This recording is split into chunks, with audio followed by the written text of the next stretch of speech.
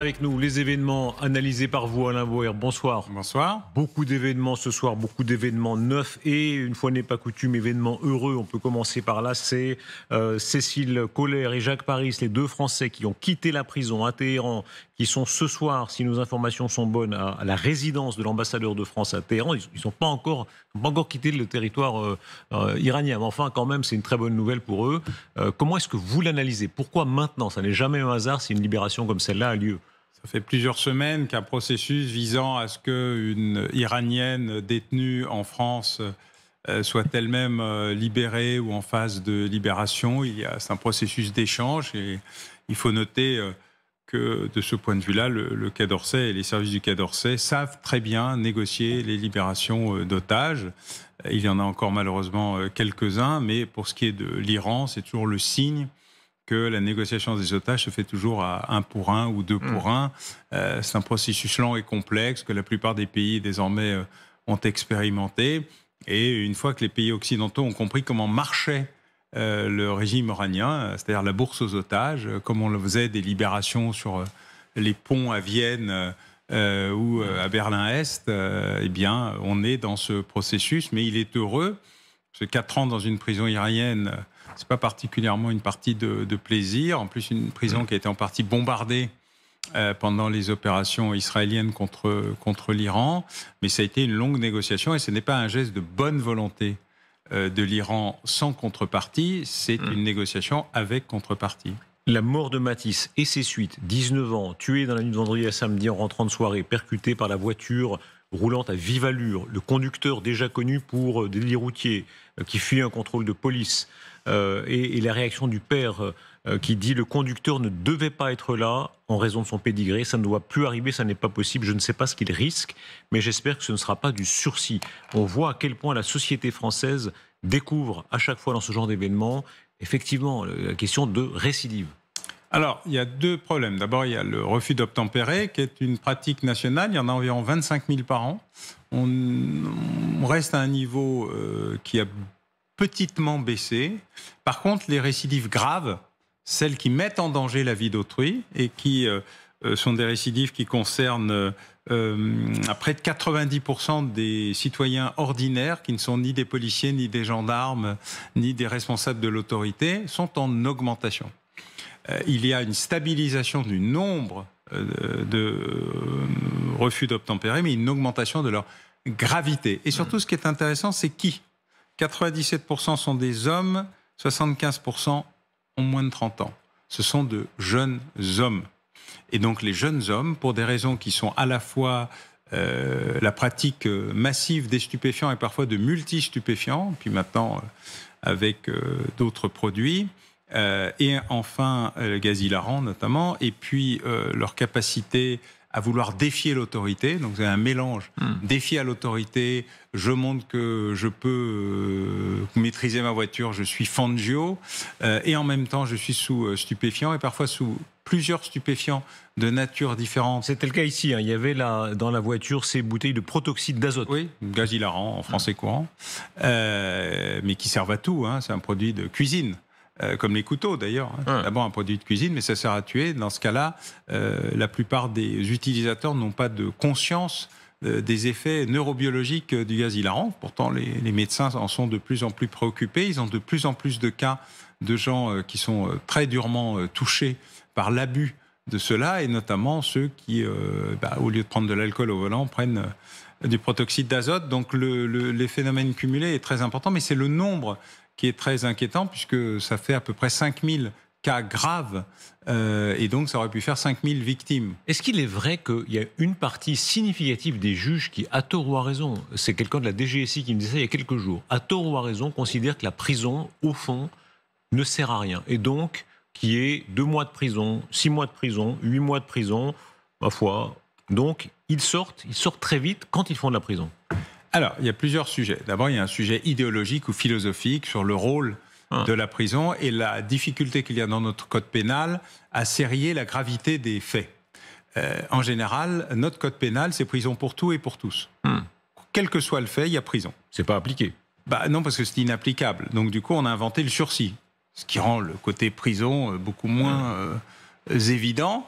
Et ensuite, on a fait une partie lors de la réforme des années 90, déjà dès le 19e siècle. Beccaria a commencé à expliquer que des délits et des peines, proportionnalité, mise en forme de dispositifs qui rendent le système compréhensible et acceptable. Mais là, nous avons créé des dispositifs alternatifs aux poursuites et alternatifs à la peine. Le cumul de tous ces dispositifs rendent le système pénal très encombré d'un côté et très inefficace de l'autre. Et c'est le problème, puisqu'on ne sait pas serrer ce qu'est la gestion de la violence physique, qui est un sujet, et la gestion de tout le reste, qui peut se gérer autrement, plutôt par le portefeuille que par l'entrée en prison. C'est quand même très grave, parce que quelqu'un qui passe au stade de la violence physique, c'est autre chose. C'est pas voler un paquet de pâtes dans un grand magasin. Le système, à force de se préoccuper de tout le reste, a noyé la partie violence dans tout le reste. Et donc, peu à peu, on se trouve dans une situation où le nombre de personnes poursuivables a extraordinairement augmenté. La capacité du système judiciaire à les digérer est inversement proportionnelle, et donc il y a une perte des délais invraisemblables. Il y a un rapport, les statistiques du ministère de la Justice 2025 viennent de sortir et montrent, par exemple, sur les cours d'assises, donc l'élément le plus important, que jamais les délais n'ont été aussi longs, jamais le stock n'a été aussi nombreux, et jamais l'efficacité. Oui, là, il y a quelques jours, le rapport 2025, mais la statistique est sur le site du ministère de la Justice. On découvrait, ça a beaucoup fait réagir sur ce plateau il y a quelques jours, après les événements de Tourcoing, qu'en France, il est possible, des gens peuvent agresser physiquement un policier et ne pas faire du tout de prison. C'est vrai que c'est très curieux, parce que pour agresser physiquement un policier, il faut quand même être sacrément furieux. C'est pas de la petite délinquance. Surtout en réunion, voilà. Ça, c'est dans la tête des juges. Le problème, c'est possible. Il y a vraiment un juge qui se dit, bon, il a agressé un policier, mais... Vous avez historiquement un texte qui est aux origines du syndicat de la magistrature, qui ne sont pas c'est pas les plus virulents, mais c'est un indicateur qui disait les juges ne sont pas là pour être justes, ils sont là pour rééquilibrer par rapport à la domination sociale, et donc il y a une sorte de déséquilibre pour qu'une vraie justice sociale s'applique et pas simplement une justice pénale. Donc c'est un choix. Ils sont dans cette position-là, et il n'y a pas qu'en France d'ailleurs. Cette question est très majoritairement développée, elle est très importante parce que est-ce que la prison est là pour punir ou pour réinsérer? C'est un sujet qui est aussi important que dans l'éducation, est-ce qu'on est là pour instruire ou pour éduquer? Créer des citoyens ou transmettre des savoirs. Ce sujet n'a jamais été tranché définitivement par notre ministère de l'Instruction publique qui est devenu Éducation nationale. Les mots ont un sens. Vous savez ça mieux que beaucoup d'autres. Et donc, ça veut dire quelque chose. Donc, il y a bien un désabusement, en réalité. À vous entendre, on comprend qu'il y a une partie du système qui considère qu'au fond, la prison... Vous écoutez Madame Bruguère, qui, par ailleurs, enseigne au Conservatoire des Arts et Métiers, qui est une grande magistrate. Elle vous dit elle-même ce que sont les limites de l'exercice du pouvoir de juge, vu par elle, et dans une logique où elle regarde ses propres collègues. Le juge Trévidic, il y a quelques jours, ancien juge antiterroriste, qui est revenu dans la justice traditionnelle, dit les limites du système et met en cause, à juste titre, à la fois les politiques qui en parlent beaucoup et qui passent leur temps à réformer un système sans jamais se poser la question de savoir ce qu'ils sont en train de faire et les effets que ça va avoir. Vous savez, moi, je passe ma vie à aller dans des commissions d'enquête parlementaires après. Mais je me suis toujours demandé pourquoi on ne nous demandait pas avant. Parce qu'avant, on aurait pu expliquer que ce qu'ils allaient faire allait donner les résultats que nous commentons après. Les symptômes sont quand même très inquiétants. Vous avez été parmi les premiers, et je recommande vos 2 livres au passage, Déclinocène, c'est chez Fayard, et Tu ne tueras point, parce qu'effectivement, ce sont des sources d'informations en général sur l'augmentation de la violence. Homicidaire, la pire, le seul indicateur fiable. C'est-à-dire le fait qu'en France, alors que nous avions atteint notre plus bas taux d'homicide en 2011-2012, moins de 700, nous sommes arrivés à homicides et tentatives en 2024 à 5000. C'est terrible. Et les 6 premiers mois de 2025, le service statistique vient aussi de faire son travail. Alors je prends les homicides, pourquoi ? C'est ce qu'on compte le mieux. Depuis 1539 dans ce pays, gloire à François Ier, nous avons un état civil et on calcule très bien les gens qui naissent et aussi les gens qui meurent. Et en période de paix, nous ne sommes pas en guerre, même si la guerre est à nos portes, cet indicateur est très important. Or, l'augmentation massive, rapide, brutale des homicides, des règlements de compte, des homicides pour un regard, des homicides de jeunes, des homicides de mineurs, des tueurs à gages mineurs, sont des éléments qui perturbent totalement l'appareil statistique de manière durable. Ce n'est pas un accident statistique. Les attentats de 2015, pour horribles qu'ils soient, sont un accident statistique. Quand vous avez des dizaines de morts dans un attentat, ça perturbe. Donc en général, on se dit l'année d'après, ça va baisser. Eh bien non. Non seulement ça n'a pas baissé, mais ça continue à augmenter de plus en plus jusqu'à dépasser ou friser la barre des 1000, sauf que les tentatives d'homicide, qui ne sont que des homicides ratés, soit par l'incompétence des tueurs, on les remercie, soit par l'efficacité des services de secours, on les remercie doublement, montrent qu'il y a un passage à la violence, une bouffée de violence dans ce pays qui est presque inédite, non pas en quantité, mais dans sa rapidité et son intensité. Et par ailleurs, en quantité aussi, désormais. Est-ce que c'est vrai que, et c'est pas vrai pour tout, mais dans ce domaine-là, c'était mieux avant, c'est-à-dire dans les années 50 ou 60, ça n'existait pas? Alors, c'est pas vrai. Non, cette ampleur, dans cette ampleur. Il y a même eu un niveau d'homicide qui a dépassé 1400 ou 1500. Il y a eu des moments, les années 70, par exemple, où les règlements de compte, notamment dans le sud de la France, etc., où il y avait à la fois assassinat et grillade. Il y a eu la guerre des Italo-Grenoblois. Ça, c'était entre eux, si j'ose dire. Oui, enfin, c'est des morts quand même. Oui, puis voilà, moi, je suis plutôt pour la vie. Mais de ce point de vue-là, il y a eu pire. Mais c'est le cumul global. Homicide, tentative, violence physique, agression sexuelle, révélation de l'ampleur des agressions sexuelles et des viols, féminicide, qui crée tout d'un coup un événement qui n'est plus un sentiment d'insécurité, mais un climat de violence. Et ça a tout changé. Or, c'est la première fois, grâce à l'Observatoire de la délinquance, puis maintenant au service statistique du ministère de l'Intérieur, qu'on a à la fois une vision quantitative de ce qu'on sait, mais aussi une vision de ce qui n'est pas déclaré. Je me rappelle Robert Badinter, qui n'était pas suspect d'être réactionnaire, qui disait il y a eu une espèce d'âge d'or après la guerre, parce qu'il y avait à la fois la prospérité, la croissance, et en même temps le maintien d'un certain contrôle social. L'apprentissage, le curé, le Parti communiste, le Parti communiste, le rabbin, voilà, tout ça tenait un peu... Mais l'Église et le Parti communiste... moins important. Non, mais l'Église et le Parti communiste avaient une fonction sociale, et ça pas seulement une fonction culturelle ou politique. Il y avait un contrôle social. Le parti s'occupait des vacances des colonies, bref. Oui, mon gars, tu déconnes, viens, tu iras aux colonies de vacances, je sais pas quoi. Ou même quand tu déconnais pas, le contrôle social était extrêmement développé. Et donc le délitement, notamment vers la fin des années 80, début des années 90, c'est une réalité. Il y a eu un post-68ardisme qui a aussi touché les tenants de la libération par rapport à la chape qui existait dans un État très conservateur. Tout ça est quand même très difficile à remonter. Vous avez été un des premiers à amener cette statistique sur les agressions contre les pompiers. Pas seulement les agressions, vous dites c'est pire que ça, ce sont des guet-apens. Oui, avant les pompiers, ils se faisaient agresser au bal des pompiers, parce qu'il y avait une bagarre générale, ou parce qu'ils intervenaient pour éteindre l'incendie de voiture, qui est devenu une sorte de spécificité nationale à la fin des années 70, début des années 80, parce qu'ils gâchaient la fête. Donc on les interdisait d'accéder, on les bloquait et parfois il y avait quelques échauffourées. Puis on a eu le début des agressions contre les pompiers quand ils venaient éteindre les mêmes incendies et qu'on est passé de on t'empêche d'y aller à on te montre bien que tu n'es pas dans ton territoire. Et maintenant on a une troisième phase tout à fait inédite qui est on les fait venir exprès. Alors, on faisait ça aussi pour les policiers, mais les policiers, on les agressait parce qu'ils intervenaient au mauvais endroit, au mauvais moment. Maintenant, on organise le guet-apens ou l'embuscade. Vous savez que notre code pénal est riche, j'en disais quelque chose tout à l'heure. Il y a les deux catégories sont désormais dans le code, c'est pas tout à fait les mêmes, mais ça montre la volonté de la préméditation. Mais qui fait ça, pardon, parce que tout le monde. J'insiste, tout le monde. Tout le monde a fait des conneries dans sa jeunesse. Tout le monde peut faire des conneries en bon français, mais allez tendre des guet-apens à des pompiers. Ben vous avez eu récemment, c'est pas simplement sur votre chaîne, c'est pas crever un pneu comme ça. On voit des jeunes gens qui voient des pompiers et qui partent pour les agresser, avec quelqu'un d'un peu plus âgé qui dit mais c'est des pompiers. Oui, mais c'est fun. Ouais. Et donc il y a une sorte de déconsidération absolue, y compris de la fonction. Or, si vous regardez les agressions contre les médecins, les infirmières, les urgentistes, vous découvrez de manière absolument invraisemblable qu'une partie des agresseurs sont les malades, une partie des agresseurs sont leurs familles, et puis d'autres sont des gens qui organisent sciemment le contrôle du territoire pour bien montrer que c'est chez eux. Et donc on n'entre pas sans y être invité. Le contrôle du territoire, c'est la guerre entre deux bandes. Et pour eux, la police, c'est pas la police, c'est une autre bande. Et les pompiers, ce sont des intrus.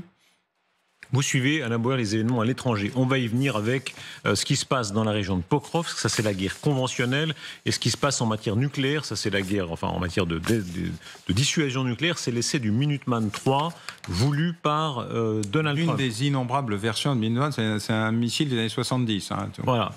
C'est une version modernisée. Et on va en parler dans un instant. Mais d'abord, ce qui se passe d'un point de vue conventionnel. On va peut-être voir les images à Pokrovsk qui sont très très impressionnantes, où on voit l'étendue des destructions dans cette ville qui avait quelques dizaines de milliers d'habitants, et où on comprend que d'abord l'armée ukrainienne se bat bien, mais que l'armée russe se bat bien aussi. Oui, l'armée russe avance et l'armée ukrainienne recule. Comment est-ce qu'il est vrai, beaucoup d'officiers français le disent hors caméra, qu'ils regardent ça en se disant wow, on a quand même à nos portes, à quelques heures d'avion, une armée très aguerrie, puissante, nombreuse, qu'on a sous-estimée, les Russes. Eh bien, si vous retrouvez notre première discussion sur la guerre d'Ukraine, nous avions discuté de la Grande Guerre du Nord, où les Russes ont perdu, gagné. À Poltava, d'ailleurs, en Ukraine. Pourquoi ? Parce que la résilience de l'armée, sa capacité en termes démographiques, son surnombre par rapport à l'ennemi. La Grande Guerre du Nord, c'est contre les Suédois à l'époque, et les Suédois gagnent et perdent. Pourquoi ? Parce qu'ils n'ont plus personne, alors que les Russes envoient génération après génération de paysans, de soldats, de n'importe quoi. Il y a un effet Stalingrad, il y a un effet de résilience, de résistance, d'obéissance du peuple russe qui est incroyablement puissant, et donc à 8 contre 1, 6 contre 1, 4 contre 1, c'est toujours suffisant pour arriver à contourner le sujet. Ce sujet est aussi ancien que cela, c'est une réalité physique. Un des plus proches de conseillers de Vladimir Poutine, un de ses proches expliquait que les Russes savent souffrir comme personne. Souffrir comme personne, je sais pas si vous voyez ça. Et deuxièmement, c'est une interprétation assez impressionnante d'un message envoyé par l'armée chinoise lors de la guerre de Corée, qui était la masse d'un côté, qui n'a pu être contrecarré que par la technologie. Car vous allez venir tout à l'heure sur le Minuteman III, mais c'est intéressant justement de revenir sur le moment où l'arme nucléaire est devenue tactique, donc une arme à utiliser, et pas seulement dissuasive, une arme qui empêchait de l'utiliser, au moment où les Américains ont compris qu'ils ne pourraient contenir une invasion du pacte de Varsovie ou une invasion chinoise en Corée du Sud à l'époque, qu'avec d'autres armes que le matériel conventionnel. Et ce phénomène-là, on le voit aujourd'hui à l'envers, c'est-à-dire que comme les Ukrainiens n'ont pas d'armes nucléaires, et que, puisqu'ils les ont rendues, 3000, et que personne n'a décidé, par exemple, d'interdire l'espace aérien ukrainien, même s'il y a très peu d'avions, mais il y a beaucoup de missiles et de drones, eh bien les Ukrainiens payent très cher le prix de cette résilience puissante. Les Ukrainiens et les Russes se ressemblent en termes d'organisation de l'armée, en termes de pensée, en termes d'idéologie, ils ont été dans les mêmes écoles, ils ont été formés à peu près de la même manière, sauf que l'équilibre démographique, malgré les pertes russes qui sont gigantesques, hein, on est à 4 contre 1 à peu près, malgré la disparition d'1 million de jeunes Russes qui ont fui parce qu'ils ne voulaient pas participer à la guerre, parce qu'ils ne voulaient pas participer à l'opération, parce qu'ils n'étaient pas poutiniens, parce que pour toutes les raisons possibles et imaginables. Aujourd'hui, on est dans une situation qui est, on a toujours dit, vous savez, l'année 18. Alors ça fait 1 an qu'on dit que c'est l'année 18. Je reconnais moi-même que le niveau millimétrique d'avancée, voilà, on a un gigantesque Verdun devant nous, mais le problème c'est Pokrovsk et après Pokrovsk, Kupiansk, qui sont les objectifs majeurs, puisque Vladimir Poutine a expliqué à Donald Trump qu'il n'acceptait pas le plan Trump parce qu'il voulait tout Donetsk et tout Donetsk. Point. Et donc il veut ce petit bout qui est le plus renforcé, le plus fortifié, le plus impénétrable, mais où les pertes sont gigantesques. Est-ce que le pouvoir russe, et au-delà du pouvoir russe, une partie, disons, de la société russe, pense sincèrement que nous cherchons à les tordre? D'une certaine manière, est-ce qu'ils sont de bonne foi? J'en profite pour souligner, c'est intéressant les réseaux sociaux, parce que vous avez dit la dernière fois a été compris complètement de travers. Vous parlez de Kaliningrad, vous savez très bien Kaliningrad. C'était les lignes rouges fournies par Gorbatchev en disant on accepte la fin, l'effondrement du mur et la fin du pacte de Varsovie, mais vous ne toucherez ni à Kaliningrad, ni à la Géorgie, ni à l'Ukraine. Et pendant 10 ans, nous avons à peu près écouté ce qu'il nous a dit, et ensuite on a tout oublié. Et vous disiez que dans ce domaine-là, ce sont les Occidentaux qui n'ont pas tenu leur part du contrat. Surtout les Américains, à cause de l'opération en Yougoslavie. C'est au moment où le Premier ministre Primakov est en route avec son plan de paix pour mettre fin au massacre entre Serbes, Croates, musulmans, Bosnie, etc., que le conseiller du président américain de l'époque lui dit, écoute, c'est pas la peine, on va bombarder. Nous avons bombardé pendant 99 jours la Yougoslavie. Sans mandat de l'ONU. Ah, sans rien du tout. On a l'OTAN, dont c'est pas la mission, a bombardé. Nous y sommes tous allés gentiment. Personne n'a rien fait pour empêcher cette gigantesque stupidité, même s'il fallait protéger les populations, c'était pas la bonne méthode. Et d'ailleurs, tout le monde en convient aujourd'hui. Et Primakov... Il y a quelques néoconservateurs américains qui continuent à penser sur la Yougoslavie, pas beaucoup. Ouais. Non, ils ont un peu oublié. Y compris sur la Tchétchénie, où ils se sont fait empapaouter par Vladimir Poutine. Et Boris Eltsine leur a expliqué qu'ils étaient tous des méchants islamistes, alors que c'était un peu plus compliqué.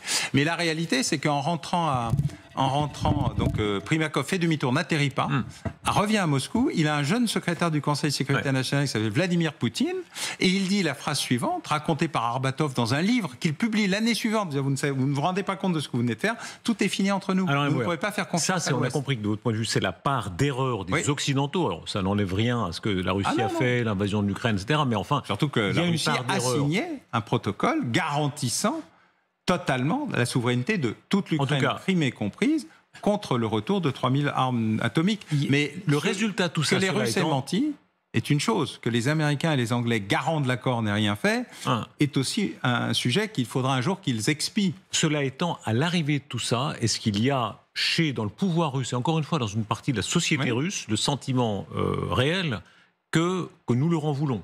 Oui. La société russe était prête à une espèce de grande Eurasie, la vision gorbatchevienne et poutinienne.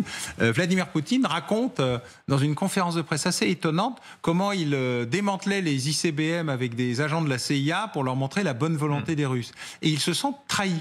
Il était copain de Chirac, copain de Berlusconi. Il y a des images d'archives incroyables où ils sont avec Berlusconi. Il est copain de plein de monde. Mais à cette époque, il était totalement franc et direct. Et d'ailleurs, il a passé presque 8 ans à nous dire « Ne jouez pas avec la Géorgie, ne jouez pas avec l'Ukraine, vous ne vous rendez pas compte de ce que vous êtes en train de faire. Déjà, vous avez fait la Yougoslavie, et nous n'avons rien écouté, rien entendu.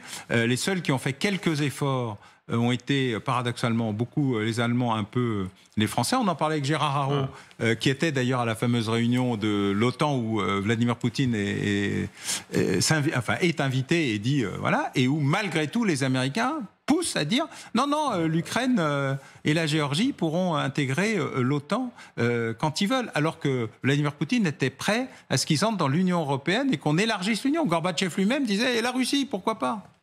Cela étant, on ne peut de toute façon pas refaire l'histoire et on est maintenant dans une forme de reprise nucléaire. La nouvelle est tombée il y a quelques minutes. Les missiles Sarmat, c'est Poutine cette fois qui agite le Sarmat. Les missiles Sarmat seront mis en service et opérationnels l'année prochaine. On rappelle que c'est une bombe de très grande envergure que les Russes prétendent développer. Oui, mais ils ont, depuis 2016, ils nous ont annoncé une demi-douzaine de projets dont on voit d'abord beaucoup d'échecs, de très nombreux échecs opérationnels, et puis quelques succès, notamment le moteur du Berezovnik, je vais arriver à le dire une bonne fois pour toutes, qui sert désormais de moteur très développé, c'est mi-nucléaire, mi-mécanique, c'est une très grande avancée technologique, même si le missile, lui, est d'une lenteur telle que, grosso modo, on va dire qu'il ne sert pas à grand-chose.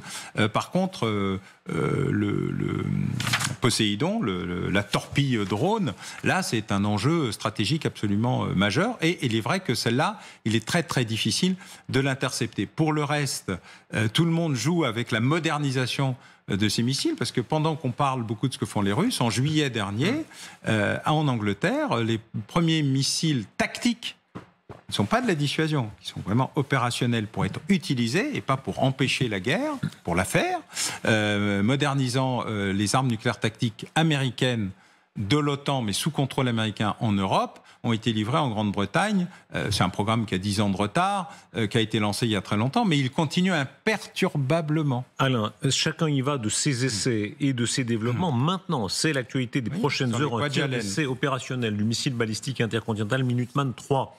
Nouvelle génération. Nouvelle génération aura lieu là dans quelques heures cette nuit. Sur les îles Marshall. Exactement. Et un mot sur ça, ce que se représente dans l'immense effort militaire américain, je crois qu'ils sont à 1 000 milliards de dollars, particulièrement ce Minuteman 3? Alors c'est un vieux missile, il y en a 400, hein, il date des années 70, mais il est mis à jour comme nous venons de mettre à jour notre propre missile MR51.3. Il y a 15 jours, hein, tout le monde met à jour son équipement, le miniaturise, le mirvise, multitête, donc un seul missile mais plusieurs cibles potentielles, plus de capacité de destruction, plus de précision dans la destruction, plus de rapidité, plus de vitesse, plus de distance. Chacun se met à jour. Mais pour l'instant, ces essais se font sans tête nucléaire. Ce sont tous les essais des vecteurs de transport et de localisation. Donc il y a quand même un sens à cette escalade, parce que je me rappelle très bien quand j'avais 20 ans, j'étais idéaliste, on manifestait, vous savez, contre le surarmement nucléaire, et le discours convenu, c'était de dire, de toute façon, on peut déjà détruire la Terre 100 fois, donc tout ça n'a aucun sens. S'il y a tellement d'argent dépensé par les Américains, par les Russes, par les Français, etc., c'est que ça a un sens. Quel est ce sens? Alors, le sens, d'abord, c'est de garder l'équilibre, car dès que quelqu'un crée un système antimissile, il perturbe l'équilibre de la terreur. Or, les Américains, dans un premier temps, et notamment Ronald Reagan, lorsqu'il a lancé la guerre des étoiles, enfin, le Strategic Defense Initiative, dit guerre des étoiles, avait épuisé la Russie en la forçant à réinvestir dans un dispositif qui était extrêmement équilibré et donc stable. Et donc, chaque fois que vous annoncez une nouveauté, vous perturbez un équilibre extrêmement fin de « oui, mais à la fin, est-ce que tu as une chance de gagner ?» Parce que le but, c'est « personne ne gagne ». Si tout le monde perd, il n'y a pas de guerre. Et là, on y va plein pot. Plein pot. Ça, de tous les côtés, c'est... alors, les Américains n'ont pas été les derniers, puisque les traités START sont tombés peu après en désuétude. En même temps, les Russes disent on est prêt à augmenter le START 2, mais annoncent toute une série de nouveaux armements. Vous noterez que les Américains ont très gentiment, conformément à la Convention de La Haye, informé les Russes de l'essai en cours, et que du coup les Russes informent les Américains des développements. Chacun continue à se parler, et pour tentant de rééquilibrer les petites perturbations. Mais c'est un peu l'aile du papillon, c'est une petite perturbation avec de gros effets.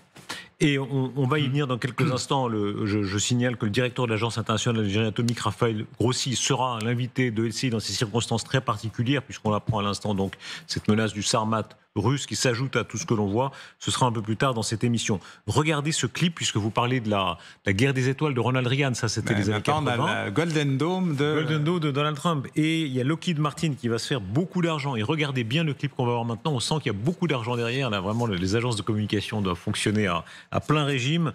Et effectivement, tout est fait pour présenter ça de manière grandiose. Le Golden Dome n'est pas simplement une initiative de défense parmi d'autres.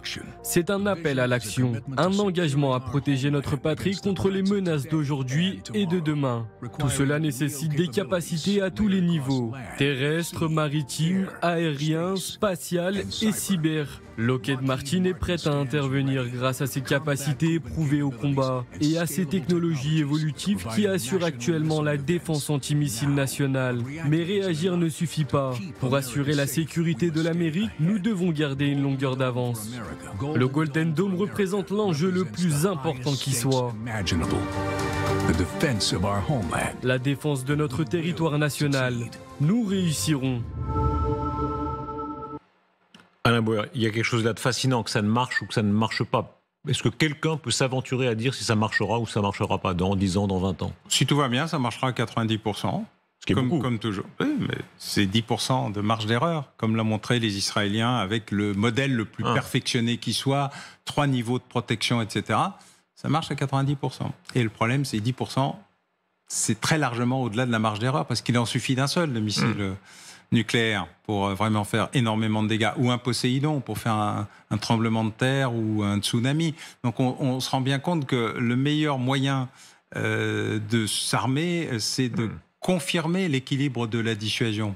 Et donc, c'est peut-être pas de réduire les armes. De toute façon, il y a toujours quelqu'un qui va inventer quelque chose qui va bouleverser la logique. La dronisation est un élément majeur. Quand les Chinois nous font la démonstration exceptionnelle de leur puissance militaire, la masse plus la technologie, c'est-à-dire qu'ils ont tout compris de la guerre de Corée, tout compris de la guerre d'Ukraine, en affaiblissant à la fois les Européens, les Russes, et peut-être les Américains, en disant, écoute, ta flotte, viens donc à Taïwan voir si on y est.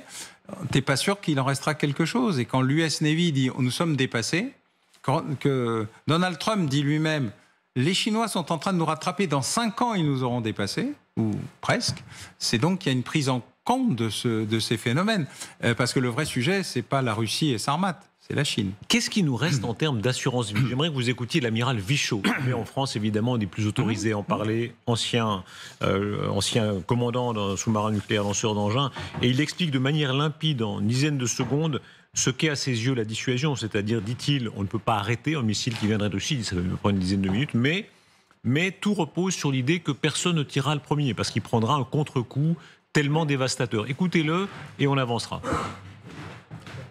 Si un missile est lancé sur la France, par exemple maintenant, et qu'on le détecte, déjà il ne va pas mettre une demi-heure pour arriver chez nous. S'il est tiré par les Russes, il arrivera en une dizaine de minutes. En une dizaine de minutes, on ne pourra rien faire pour l'empêcher d'atteindre son objectif sur le territoire métropolitain. Par contre, ce que la Russie sait, c'est que si elle nous envoie un missile nucléaire sur notre sol, eh bien à ce moment-là, on utilisera la deuxième frappe.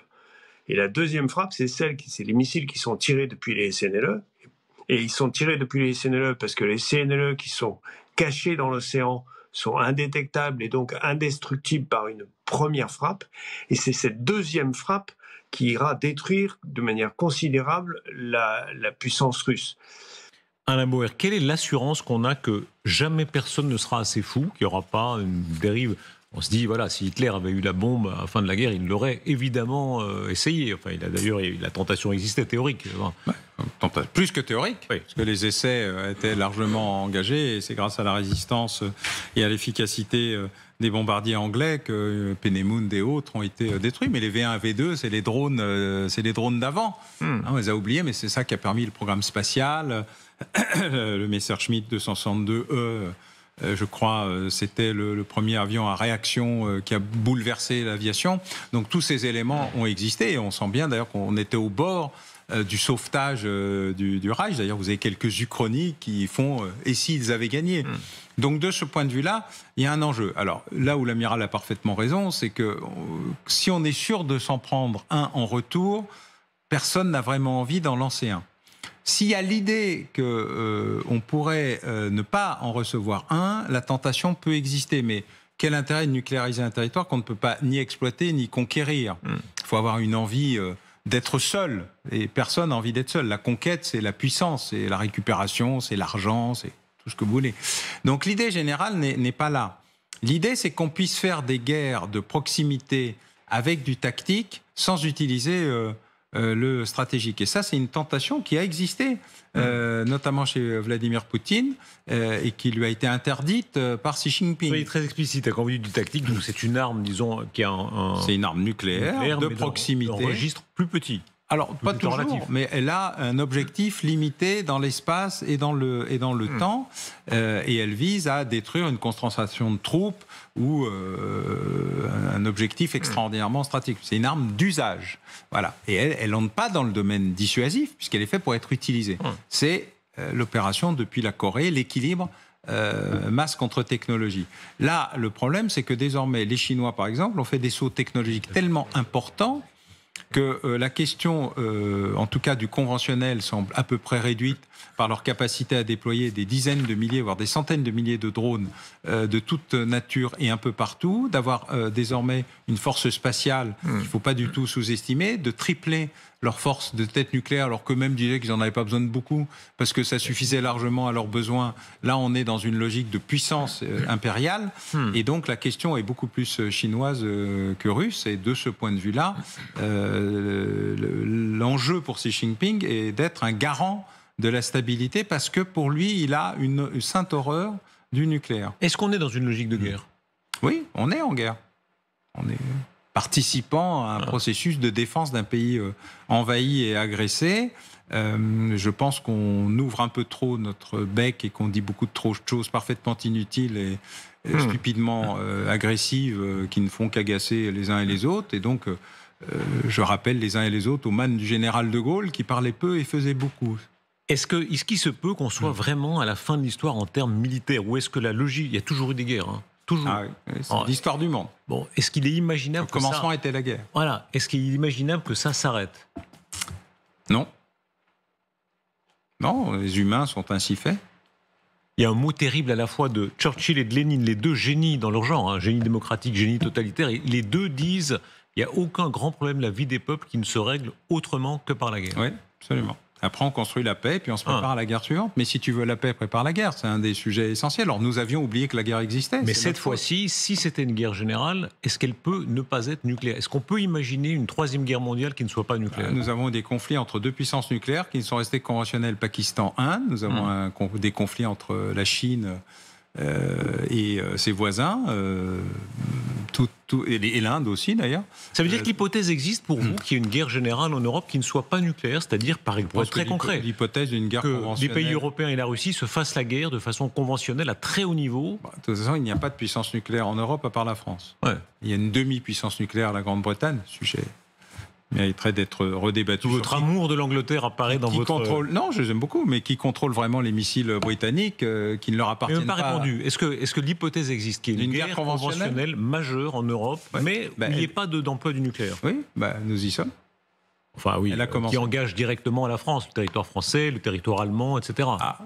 Vous avez dit en Europe, je ne précise pas quel territoire, mais nous sommes partie prenante de l'assistance, et la plupart des pays européens, y compris ceux qui sont les plus dociles ou les plus perméables aux sirènes de Moscou, ont contribué ou contribuent à la défense de l'Ukraine en fournissant des armes et pas seulement des munitions.